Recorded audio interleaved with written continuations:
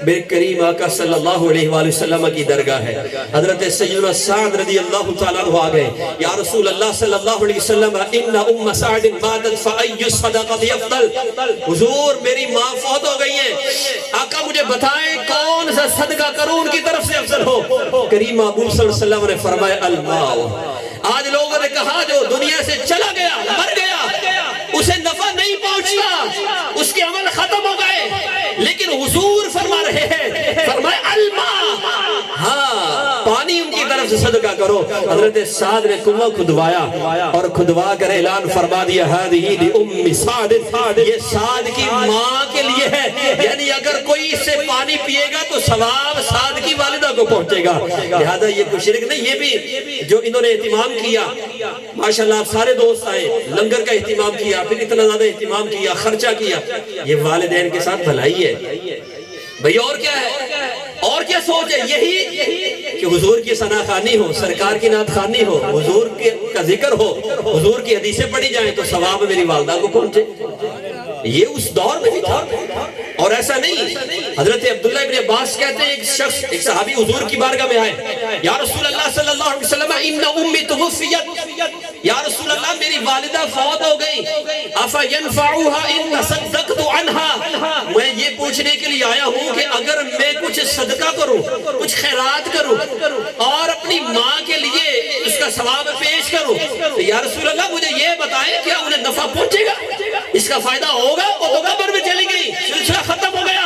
میرے محبوب صلی اللہ علیہ وسلم نے فرمایا نعم, فرمایا ہاں اے صحابی تو ان کی طرف سے صدقہ کرے گا, رب انہیں قبر میں اجر عطا فرمائے گا. پھر وہ صحابی کہنے لگے, حضرت عبداللہ ابن عباس راوی کہنے لگے یا رسول اللہ میرا یہ ایک باغ ہے تو وہ میں پورے کا پورا باغ صدقہ کرتا ہوں اپنی والدہ کے نام پر. آج کوئی تھوڑا سا فروٹ لے دے, یہ کتنے لکھا ہے, وہ تو پورا باغ صدقہ کر رہے ہیں اپنی والدہ کے نام پر. یہ کتنے لکھے, مالٹے کتنے لکھے, انگور کتنے لکھے. اللہ اکبر, کیسی جہالت ہے, یعنی خود بھی عمل نہیں کرنا اور دوسرے کو کرنے بھی نہیں دینا. اس میں کیا ہے, اللہ کے رسول کا ذکر ہو رہا ہے, کھانا کھلایا جائے گا, صدقہ کیا جائے گا, یہ صدقہ نافلہ ہوگا, صدقہ واجبہ نہیں ہے, تو اس کا بھی رب اجر عطا فرماتا ہے. اور پھر اتنا ہی نہیں ہے, یہ جو پڑھا جاتا ہے یہ تو ہو گیا. رسول پاک صلی اللہ علیہ وسلم نے فرمایا اذا مات الانسان انقطع عنه عمله الا من ثلاثه, فرمایا جب انسان کی روح نکلتی ہے, فوت ہو جاتا ہے, عمل کا سلسلہ ختم ہو جاتا ہے سوائے تین کے. تین عمل ایسے ہیں, اگر کوئی شخص دنیا سے چلا گیا ہے اس کو مرنے کے بعد قبر میں اس کا فیضان پہنچتا ہے. اور حضور نے اس کی تفصیل بیان فرمایا او من صدقۃ جاریۃ او علم ينتفع به او ولد صالح يدعو له. پہلا حضور نے فرمایا اگر وہ دنیا میں رہتے ہوئے کوئی ایسا کر گیا کہ وہ صدقہ جاریہ تھا, مثلا وہ مسجد بنوا گیا, مدرسہ بنا گیا, کچھ ایسا عمل کر رہا ہے کہ بعد میں وہ عمل جاری ہے, ذکر کی محفلیں سجاتا تھا, شروع کیا تھا, مر گیا, بعد میں وہ ذکر کی محفلیں ہو رہی ہیں, حضور فرماتے ہیں قبر میں اسے اس کا نفع پہنچے گا, قبر میں اسے اس کا اجر عطا کیا جائے گا, اس کے درجات بلند ہوں گے. اسی لیے حضور نے فرمایا میری امت قبروں میں جائے گی, گناہوں کے ساتھ جائے گی, اٹھے گی تو گناہوں سے پاک ہو. یا رسول اللہ وہ کیسے؟ فرمایا جو بعد والے ہیں ان کے لیے دعائیں کرتے ہوں گے, استغفار کرتے ہوں گے, یا اللہ اس کی مغفرت فرما, یا اللہ اس کو معاف فرما دے. وہ رب تو کریم ہے, وہ مہربان ہے, دنیا میں سے جائے گی تو گناہوں کے ساتھ, اور جب قبر سے اٹھے گی تو گناہوں سے پاک ہو کر اللہ سے ملاقات کرے گی. دوسرا حضور نے فرمایا وہ علم ينتفع به, وہ علم جس سے نفع اٹھایا جائے. کوئی عالم دین ہے, کوئی حافظ قرآن ہے جس نے قاری بنا دیے, حافظ بنا دیے, فرمایا اس کے علم کا نفع وہ بعد میں علم جاری ہے, قبر میں اسے اس کا فیضان ملتا رہے گا. اور تیسرا حضور نے فرمایا او ولد صالح يدعو له, فرمایا جو نیک اولاد والدین کے لیے دعا کرتی ہے اس دعا کی برکت اللہ انہیں قبر میں عطا فرما دیتا ہے. یہ تو ہے اشرف المخلوقات کا عمل. آؤ میں تمہیں ایسی چیز کا عمل بتا دوں جو اشرف المخلوقات نہیں, بخاری شریف میں موجود ہے, سیاستہ کی روایت ہے, رحمت دو عالم صلی اللہ علیہ وسلم کا گزر ہو رہا ہے قبرستان میں. حضرت عبداللہ ابن عباس اس کے راوی ہے. مر رسول اللہ صلی اللہ علیہ وسلم بقبرین, دو قبریں تھی تازہ بنی تھی, حضور کا وہاں سے گزر ہو گیا. فرمایا الا انہما لیعذبان, اے صحابہ ذرا ٹھہرو, ان قبروں میں عذاب ہو رہا ہے. سیاستہ کی حدیث پڑھ رہا ہوں، فرمایا ان قبروں میں عذاب ہو رہا ہے۔ آج تو جو فتنے بڑھتے رہے ہیں ان میں ایک فتنہ یہ بھی ہے، سرکار کو کی پتا ہے، دیوار نے پیچھے دے علم دور کو پتا نہیں ہے نا، وہ کر رہے ہیں باتیں، جاہل ہیں، ان کے دل میں عشق محبوب ہے ہی نہیں۔ جتنا بھی سیکھ لو نا علم، یہ شیطان کے پاس تھوڑا علم تھا، اگر دل میں محبت اور عشق نہیں ہے نا تو پھر اس علم کا کوئی فائدہ نہیں ہے۔ محبوب نے فرمایا الا انہما لیعذبان، صحابہ ان قبر والوں کو عذاب ہو رہا ہے، وما یعذبان فی کبیر، اور کسی بڑے گناہ کی وجہ سے عذاب نہیں ہو رہا، اما احدہما فکان لا یستتر من البول واما الاخر فکان یمشی بالنمیمہ۔ حضور نے فرمایا ان میں سے جو ایک قبر والا ہے نا یہ پیشاب کے چھینٹوں سے نہیں بچتا تھا اور دوسرا چغلی کیا کرتا تھا، اس وجہ سے انہیں عذاب قبر ہو رہا ہے۔ اب ذہن میں یہ بات آ گئی، سوال یہ پیدا ہو گیا اگر قبر جو ہے منو من مٹی پڑی ہے، اندر میت ہے، سمجھ آ رہی ہے؟ میت کہاں ہے؟ منو من مٹی کے نیچے، اوپر اتنی مٹی پڑی ہے۔ اگر ہم میں سے کوئی قبر کشائی کرے، مٹی ہٹائے، سلے ہٹائے، میں آپ سے سوال کر رہا ہوں، مجھے بتاؤ میت تو نظر آ سکتی ہے، عذاب نظر نہیں آ سکتی۔ میت تو نظر کب؟ جب مٹی ہٹائیں گے، سلے ہٹائیں گے، میت نظر آ سکتی ہے اگر وہ سلامت ہے تو، عذاب نظر نہیں آ سکتا کیونکہ عذاب ہے غیر حسی۔ ارے تم حضور کی نگاہ نبوت پر حسی چیزوں کو رو رہے ہو کہ دیوار کے پیچھے کا علم نہیں، میرے محبوب وہ ہے جن کو رب نے شان یہ عطا فرمائی، ایسا علم عطا فرمایا کہ محبوب صرف حسی چیزوں کو نہیں دیکھتے، قبر کے اندر ہونے والے غیر حسی عذاب کو بھی بلاتا فرماتے ہیں۔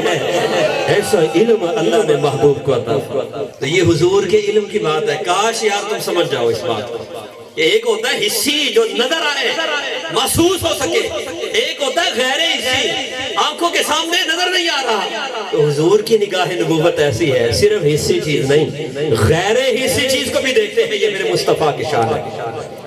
اور پھر آگے عمل حضور نے کیا کیا، یہ پیغام ہے آپ کے لیے۔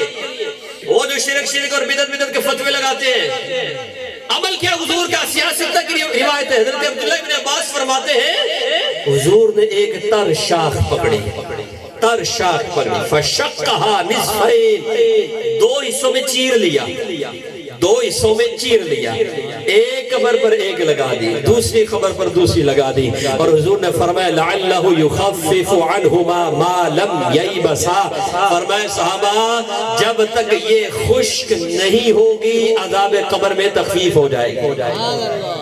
تو بتا دیا اگر ایک تر شاخ جو اپنی زبان میں ذکر کرتی ہے وہ ذکر کر رہی ہے تو اس کی برکت سے قبر والے تک نفع پہنچ رہا ہے، تو اگر کوئی قبر کے سرانے کھڑے ہو کر قرآن پڑھے، حضور کا فرمان پڑھے، سرکار پر درود پڑھے، تو یہ شرک کیسے ہو سکتا ہے؟ اور یہ کہاں سے شرک ہو گئی؟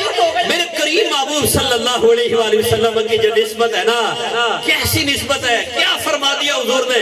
ایسا عمل جو صحابہ کہنے پر مجبور ہو گئی یا رسول اللہ یہ آپ نے کیا کیا؟ جب حضرت سیدہ فاطمہ بنت اسد حضور کی چچی سرکار کی حضرت مولا کائنات مولا علی المرتضی شیر خدا کرم اللہ تعالی وجہہ الکریم ان کی والدہ کا وصال ہوا نا تو حضور نے کیا کیا؟ مجھے تھاگے ہوں گے جڑے کھلوتے نے پیچھے، بھئی تھوڑا تھوڑا اگے ہو جاؤ، پیچھے بہ جاؤ، جزاک اللہ، تھوڑا تھوڑا اگے ہو جاؤ، اللہ تو انہیں جزائے خیر دے، حضور دی حدیث سنوا سے کھڑے ہوئے ہو، اللہ تو انہیں اجر عطا فرمائے۔ کریم محبوب صلی اللہ علیہ وسلم نے عمل کیا کیا؟ وصال کن کا ہوا؟ بولو صحیح سمجھ آ رہی ہے کہ نہیں؟ بولو کن کا وصال ہوا؟ حضرت فاطمہ بنت اسد رضی اللہ عنہ۔ جی مولوی دا مزہ بڑا آیا پر سمجھ نہیں آئی، سواد بڑا ہے، زور میں بڑا لایا پر سمجھ ککھ نہیں آئی۔ کن کا وصال ہوا ہے؟ حضرت مولا علی کی والدہ کا، اور حضور کا عمل کیا تھا؟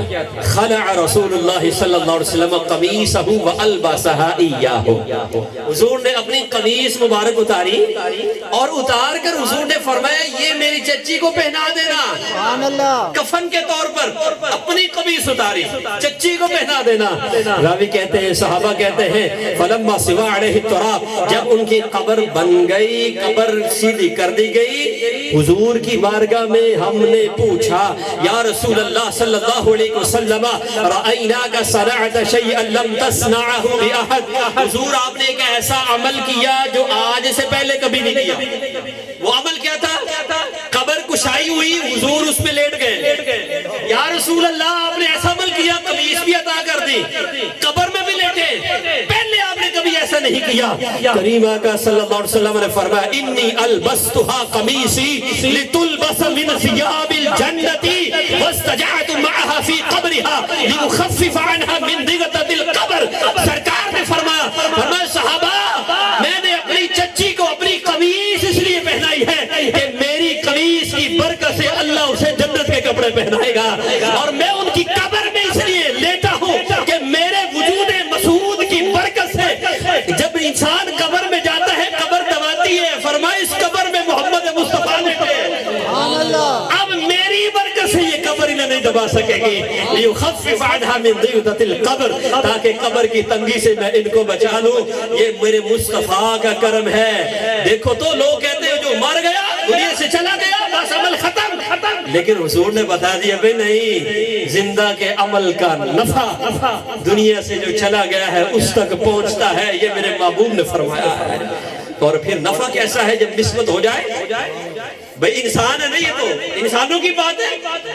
آؤ تمہیں ایک پتھر کی کہانی سنا، سبحان اللہ، پتھر کی بات بتا، میری بھائی سمجھ آ رہی ہے؟ پتھر، او بھائی پتھر تو اشرف المخلوقات نہیں، لیکن ہمیں اتنا پتا چل گیا ان الصفا والمروۃ من شعائر اللہ، وہ پتھر جہاں سیدہ ہاجرہ دوڑی ہیں، اللہ نے فرمایا یہ اللہ کی نشانیاں، نسبت ہے اللہ کی بندی ہے پتھر، لیکن ہمیں پتا چل گیا اگر پتھر کی نسبت ہو جائے اللہ کے نیک بندوں کے ساتھ تو رب قرآن میں اس کا بیان فرمائے اور فرما دے کہ یہ رب کی نشانیاں ہیں، تو بتاؤ تو وہ پتھر کیسا ہوگا جسے میرے مصطفیٰ نے ہاتھوں میں پکڑ کر چوما ہوگا، حجر اسود جسے سرکار نے چوما ہوگا، اس پتھر کا کیسا عالم ہوگا، اس پتھر کی کیسی شان ہوگی کہ حضرت عمر فاروق نے جب چوما نا اس پتھر کو تو فرمایا پتھر تو ایک پتھر ہے، میں تمہیں کیوں چوموں؟ میں صرف اس لیے چومتا ہوں کہ میرے مصطفیٰ نے چوما ہے تو تم پتھر، تو پتھروں کو چوما نہیں جاتا، لیکن میرے محبوب نے چوما ہے اس لیے چوم رہا ہوں۔ اور پھر شان بھی مصطفیٰ نے بیان فرما دی، اگر نسبت اور تعلق مضبوط ہو جائے پھر وہ چیز آگ نہیں رہتی، سرکار نے فرمایا وما مسہما من ذی آحد ولا ثقیل الا شفیا، ارے اگر تم جاؤ کبھی حرم کعبہ میں یہ سعادت مل جائے حجر اسود کو چومنے کی، حجر اسود کو چھونے کی، میرے مصطفیٰ فرماتے ہیں لوگوں سن لو، اگر کسی غم زدہ نے آ کر اس پتھر کو چوم لیا، بیماری والے نے آ کر اس پتھر کو چوم لیا، آفت زدہ نے آ کر اس پتھر کو چوم لیا، فرمایا اس کو مس کرنے والے کے رب بلاؤں کو بھی دور کر دے گا، وباؤں کو بھی دور کر دے گا، بیماریوں کو بھی دور کر دے گا، اس کی آفات کو بھی دور کر دے گا، صرف مس کیا۔ لوگ کہتے ہیں نہیں جی مزارات نہیں جانا چاہیے، حضور نے فرمایا بھائی اس پتھر کے پاس آؤ تو فیض وہاں سے بھی ملے گا، چھو لو، کیونکہ اسے چھویا ہے مصطفیٰ نے، وہ کوئی عام پتھر ہے، وہ کوئی معمولی پتھر ہے، بڑی شانوں والا، بڑی عظمتوں والا، سرکار کے لب لگے ہیں، اگر تمہارے ہاتھ لگ گئے نا بیماری ہوگی تو بیماری ختم ہو جائے گی، مصیبت ہوگی تو مصیبت بھی دور ہو جائے۔ ایسے تو نہیں دیوانے جو وہاں پر گئے دیکھو تو کیسے تڑپ رہے ہوتے ہیں، کاش میرا ہاتھ لگ جائے، لب لگ جائے، لب نہ بھی لگے وہاں پر پہنچنا نصیب ہو جائے، کس وجہ سے کہ وہاں حضور کی نسبت ہو گئی ہے۔ یہ نہ سوچ کہ یہ عمل کر رہا ہے قرآن پڑھ رہا، بھائی تو نے نہیں پڑھنا نہ پڑھ، اس کو تو پڑھنے دے، اس کو تو نعت پڑھنے دے، اس کو تو قرآن پڑھنے دے، اس کو تو ذکر کرنے دے، اس کو تو صدقہ کرنے دے، نہیں جی اسی بھی نہیں کرنا کہ نہ وہ منو کرم دینا، یہ ماحول ہے۔